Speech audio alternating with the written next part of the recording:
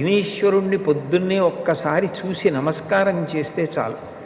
అది లోకంలో ఎక్కడా లేని విశేషం. ఒక్కసారి ఆయన ముఖం వంక చూసి నమస్కారం చేసి 16 నామములు ఉన్న శ్లోకం చెప్పి బయటికి వెడితే చాలు విజయం సిద్ధిస్తుంది అని.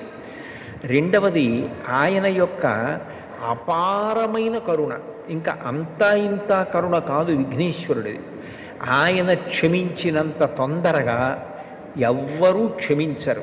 మీరు చూడండి, అందరికన్నా ఎక్కువగా మరిచిపోయే లక్షణం ఎవరికి ఉంటుంది అంటే పిల్లల యందు ఉంటుంది. మీరు పిల్లలు అనేటప్పటికీ ఒక విషయం జ్ఞాపకానికి తెచ్చుకోవచ్చు. పెద్దవాళ్ళు ఏదైనా తింటున్నారనుకోండి, ఎవరో పెద్దలు వచ్చారు ఇంటికి, ఇంట్లో భోజనమో ఫలహారమో చేస్తున్న పెద్ద ఆయన ఆ పళ్ళెం పట్టుకునో లేకపోతే చేతిలో ఏ ఉండ్రాయో కుడుమో పట్టుకుని తింటూ వీధిలోకి వెళ్ళి స్వాగతం పలకడం. ఆ పళ్ళెం లోపల పెట్టి తాను పెడతాడు.